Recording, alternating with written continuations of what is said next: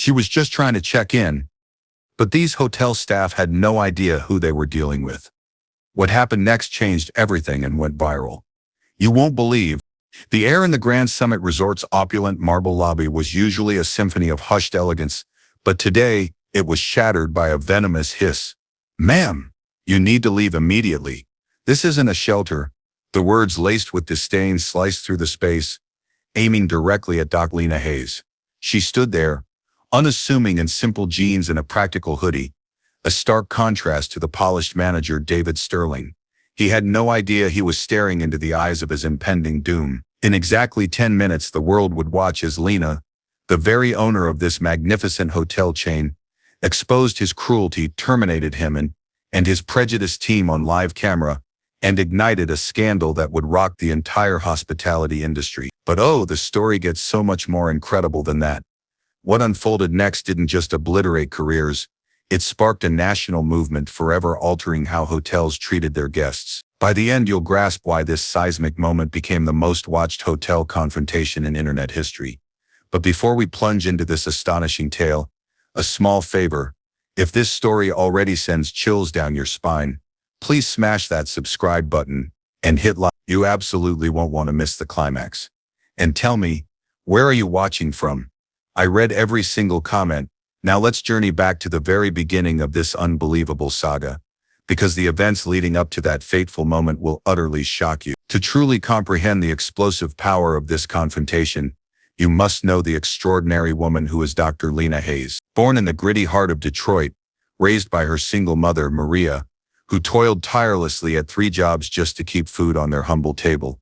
Lena's first brush with luxury hotels came at age 12. Maria, with immense sacrifice, had saved for months to treat Lena to a lavish downtown Detroit hotel for her birthday. Hand in hand, mother and daughter dressed in their Sunday best, their hearts brimming with anticipation for what promised to be a magical day, stepped into that gleaming lobby. But the moment they neared the front desk, the joy evaporated.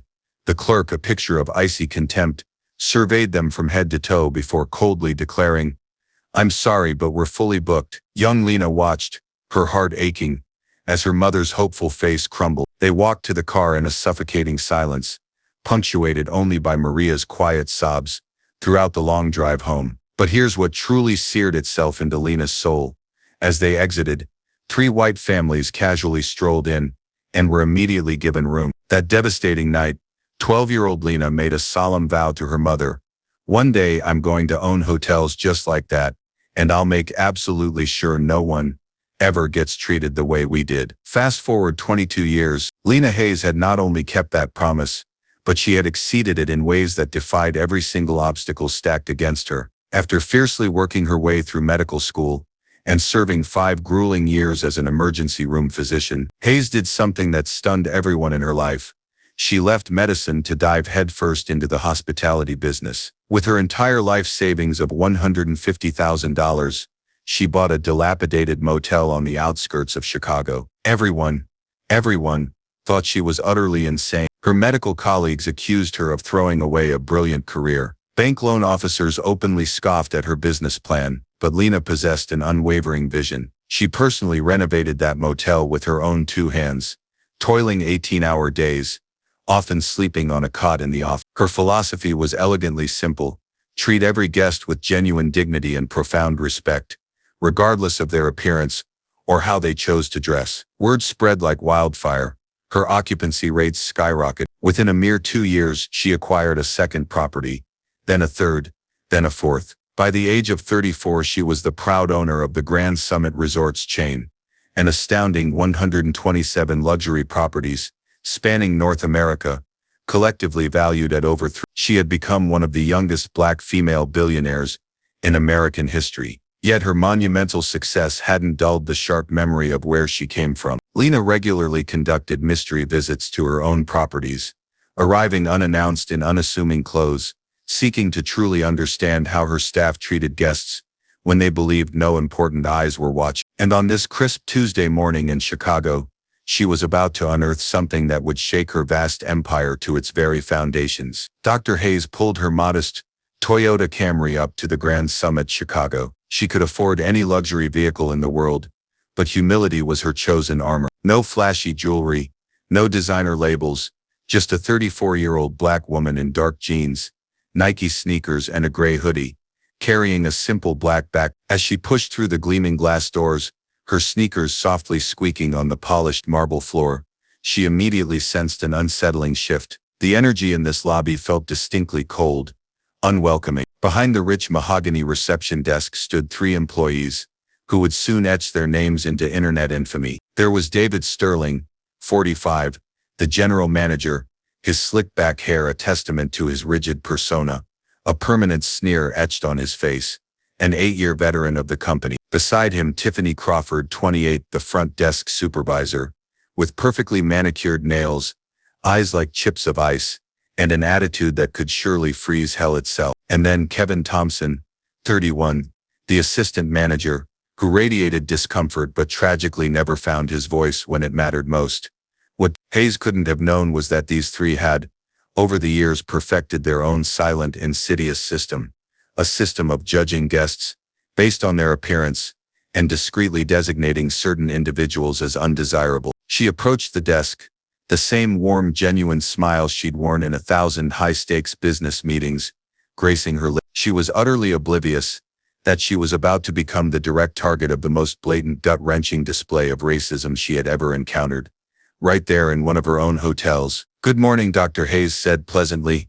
"I have a reservation under Hayes for the presidential suite." The reaction was immediate, chilling, and utterly revealing. David didn't even bother to glance up from his computer, his fingers still methodically typing as if she hadn't spoken a word. Tiffany actually rolled her eyes, continuing to file her nails with an air of profound boredom. "Excuse me," Dr. Hayes repeated, a little louder this time. "I said, I have a reservation." This time David's head snapped up, his face a mask of visible irritation. His eyes, full of undisguised disgust, slowly raked over her from her simple hoodie, to her worn sneakers, to her modest backpack. "Look, lady," he snarled, his tone sharp enough to cut glass. "I don't know what game you think you're playing here, but this isn't that kind of establishment." Hayes felt a familiar knot tighten in her stomach, the same sickening feeling she'd endured countless times growing up, when people looked at her and instantly decided she didn't belong. But she maintained her poise, her voice unwavering. "I'm not playing any game. I have a confirmed reservation for the presidential suite under the name Hayes." Tiffany actually laughed, a sharp, cruel sound that echoed through the grand lobby like a physical slap. "Honey, do you have any idea how much the presidential suite costs? We're talking 25. Maybe you should try the motel down the street. That's more your speed." The chilling way she lingered on your speed left absolutely no doubt about the vile unspoken meaning behind her words. Hayes reached into her backpack, her movements calm and meticulously deliberate. Even as a searing rage began to simmer within her, she pulled out her identification and her sleek black American Express Centurion card, one of the most exclusive credit cards in the entire world. "Here's my identification and payment method," she stated, sliding them across the cool marble counter. David picked up her ID with just 2 fingers, holding it as if it were contaminated waste. He squinted at it with an exaggerated, mocking skepticism. "Lena Hayes," he read derisively, his voice dripping with disbelief. "What kind of doctor are you supposed to be? Let me guess. One of those fake online degrees you can get for $50. By now, other guests in the lobby had begun to notice the escalating commotion. An elderly white couple seated by the roaring fireplace exchanged uncomfortable, worried glances. A businessman in a crisp 3-piece suit looked up from his newspaper, a deep frown creasing his brow. Most crucially, a young man named Ethan Miller, a 22-year-old college student visiting Chicago with his girlfriend, quietly pulled out his phone and began to record. Tiffany examined the formidable black Centurion card with overt suspicion. "This looks fake," she announced loudly, her voice carrying across half the lobby. "We get a lot of people trying to scam us with counterfeit cards." "That card is real," Dr. Hayes stated firmly, her voice a steel thread. "And I'd appreciate it if you'd process my reservation." "Oh, it's real, is..." David's voice grew louder, more aggressive, his face flushed. "Tell you what, Dr. Hayes, why don't you call your medical office right now and have them verify your identity? Better yet, let's call the police and see what they think about this whole situation." The chilling threat hung in the opulent air like noxious smoke. Dr. Hayes felt her heart rate spike, not from fear but from a surge of pure unbridled fury. Ethan Miller wasn't just recording anymore, he was live streaming on TikTok, and the viewer count was climbing at an astonishing pace. "Y'all, you need to see what's happening at this hotel in Chicago," he whispered urgently into his phone. "This is absolutely insane." Other guests started to draw closer. Some pulled out their own phones, joining the recording. A few looked genuinely horrified by the unfolding spectacle. "Sir," Dr. Hayes said, her voice steady, but now laced with an undeniable edge of steel. "I'd like to speak to your manager." Tiffany burst into laughter again, but this time there was a shrill, hysterical quality to it. "He is the manager, hun, and he's telling you that we don't have any rooms for people like you." Those 4 words, "people like you," reverberated through the elegant lobby like a gunshot. Several guests gasped audibly. Ethan's live stream exploded with a torrent of outraged, disbelieving comment. David nodded approvingly at Tiffany's cruel statement, then leaned forward, resting his hands on the counter, getting uncomfortably close to Dr. Hayes's face. "Look, we run a respectable establishment here," he sneered. "Our clientele has certain expectations about the kind of people they'll encounter during their stay. I'm sure you understand what I mean." Dr. Hayes understood perfectly. She had heard sickening variations of those same words her entire life. But this time was profoundly different. This time she possessed the power to truly do something about it. "I understand exactly what you mean," she said quietly, her voice now dangerously calm. "But I still need my room." That's when David Sterling made the catastrophic mistake that would utterly obliterate his career and forever reshape the hospitality industry. "Ma'am, you need to leave immediately," David declared, his voice booming across the grand marble lobby. "This isn't a shelter, and we're not running a charity here." "Security." The words struck Dr. Hayes like a physical blow, igniting a vivid flashback. She saw her 12-year-old self, helpless, watching her mother weep in a bleak hotel parking lot. She remembered every single instance.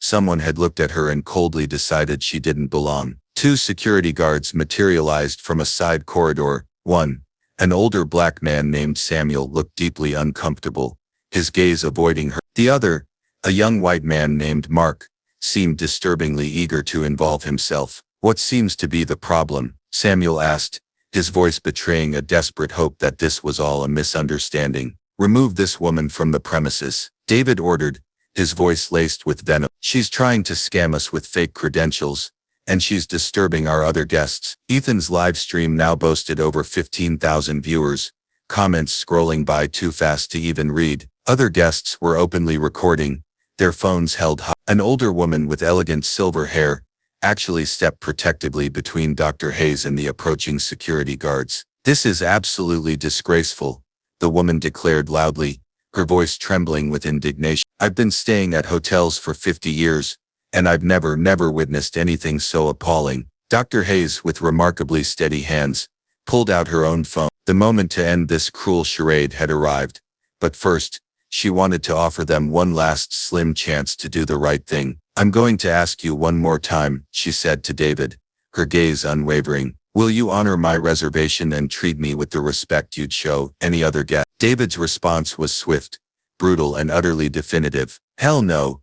Get out of my lobby before I have you arrested for trespassing." That was it. Hayes's finger moved decisively to her phone's contact list, scrolling to a number she had fervently hoped she would never have to dial in a situation like this. "Chloe, it's me," Dr. Hayes said, her executive assistant answering on the first ring. "Emergency protocol, Grand Summit, Chicago now." The shift in the lobby's atmosphere was instantaneous and electrifying. David's confident smirk faltered, replaced by a flicker of unease. Tiffany stopped filing her nails, her eyes widening. Kevin, who had been a silent, terrified presence throughout the entire ordeal, suddenly looked utterly panic-stricken. "Dr. Hayes," Chloe Chen's voice echoed crystal clear through the speakerphone, cutting through the stunned silence. "I have the entire board of directors on conference call. I also have legal, HR, and our crisis management team standing by. Are you ready to proceed?" By now the entire lobby had fallen into a deathly silence,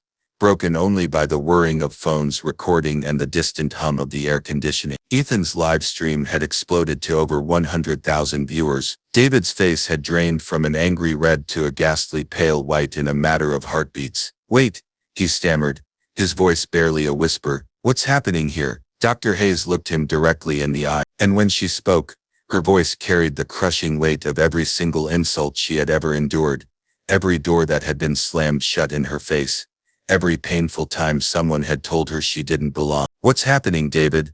she announced, her voice resonating with an unshakable power. "Is that you just discriminated against the owner and CEO of this entire hotel chain in front of cameras, dozens of witnesses, and now over 100,000 people watching live on social media?" The silence that followed was absolutely deafening. You could literally hear a pin drop on that polished marble floor. "I'm Dr. Lena Hayes, founder and CEO of Grand Summit Resorts. I own this building.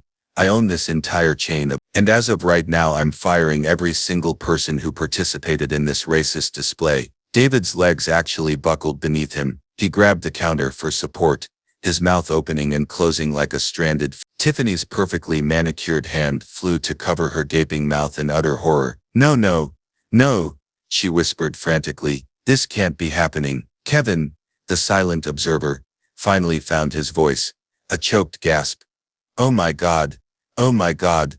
What have we done?" Ethan's live stream chat was a frantic blur of shocked emojis and screaming capital letters. The viewer count had soared to 250,000 and was still climbing. "Chloe," Hayes continued, her voice steady and professionally ruthless, despite the earth-shattering magnitude of the moment, "please proceed with immediate termination protocols for David Sterling, Tiffany Crawford, and Kevin Thompson. Authorization code, Eagles. Processing now." Chloe's voice confirmed, through the speaker. "I'm also notifying our legal department to begin documenting this incident for potential criminal charges of discrimination and harassment." David, desperate, tried to salvage the unsalvageable, his voice cracking with raw panic. "Dr. Hayes, if that's really who you are, this is all just a big misunderstanding. We were just following protocol." "Protocol?" Dr. Hayes's voice rose for the very first time, and the righteous fury that had been simmering for the past 10 minutes finally erupted, a torrent of undeniable truth. "Your protocol was to assume I was homeless because I'm black and dressed casually. Your protocol was to call this place a shelter and tell me to leave. Your protocol was to threaten to call the police on a paying customer." She stepped closer to the desk, and David actually recoiled, stumbling backward. "You want to know what your real protocol was, David? Your protocol was racism, plain and simple, and you did it so confidently, so naturally, that it's sickeningly clear this isn't the first time." Tiffany tried to interrupt, tears welling in her eyes. "Please, Dr. Hayes. I have 2 kids at home. I need this job." "You should have thought about your kids," Dr. Hayes shot back, her voice unwavering, "before you decided to humiliate a guest in my lobby. You should have thought about them before you laughed at someone simply asking for basic human dignity." Chloe's voice cut through the tension again. "Dr. Hayes, I have security footage from the lobby cameras, audio recordings from the desk microphones, and 17 different social media posts that have already gone massively viral. Our legal team confirms we have more than enough evidence for a devastating discrimination lawsuit if you choose to pursue it." By now every single guest in the lobby was watching in stunned, absolute silence. Some were openly weeping, others shaking their heads in profound disgust at the vile scene they had just witnessed. "David Sterling," Hayes announced, her voice ringing with finality, loud enough for every soul in the lobby to hear, "you are terminated, effective immediately, for discrimination, harassment, and gross violation of company policy." Tiffany Crawford, same charges. Kevin Thompson, you are terminated for complicity and utter failure to intervene in a discriminatory incident. She then turned, addressing the entire lobby, her voice carrying the undeniable authority of someone who had forged an empire from sheer will and unwavering principle. "Ladies and gentlemen, I am truly sorry that you had to bear witness to this disgusting display of racism. This is not what Grand Summit Resort stands for, and it is most certainly not what I built this company to represent." The crowd, slowly at first, then building to a thunderous emotional applause, began to cheer. Ethan's live stream chat was a blur of fire emojis and heartfelt praise for Dr. Hayes' decisive, powerful action. "I'm personally upgrading every guest currently in this hotel to our premium suites at no additional charge," she announced, a wave of generosity washing over the grateful onlookers. "Your entire stay is complimentary, and you will all receive generous vouchers for our spa, our exquisite restaurants, and full room service. But Dr. Hayes wasn't finished. She had one more, even more profound surprise that would reverberate far beyond this lobby. More importantly, she declared, her voice filled with conviction, we are implementing immediate sweeping changes across all Grand Summit properties. Every single employee will undergo mandatory bias training within 30 days. We're hiring an independent diversity and inclusion team, and we are partnering with the NAACP and other leading civil rights organizations to ensure this never ever happens again, anywhere in our chain. As hotel security solemnly escorted the 3 disgraced fired employees out of the building, Dr. Hayes made one final, indelible statement that would be quoted in news reports around the globe. I was discriminated against, I was humiliated, and I was told I didn't belong in the very industry I now proudly lead. But instead of letting that break me, I used it to build something immeasurably better, and now, I'm making sure no one else has to endure what I experienced today. Ethan's final viewer count, a staggering 1.2 million people had watched this raw, electrifying confrontation unfold live. Within 24 hours the video had exploded across every social media platform, spawning countless reaction videos, hard-hitting news segments, and igniting a nationwide, urgent conversation about pervasive racism in the hospitality industry. David, Tiffany and Kevin were not only fired, but they were permanently blacklisted from the entire hospitality sector. Hayes's powerful, decisive response became a celebrated case study in business schools across the country, and the Grand Summit chain saw its highest customer satisfaction ratings in company history. But most importantly, it sparked genuine lasting change. The Hayes Standard became the undisputed gold standard for hotel customer service,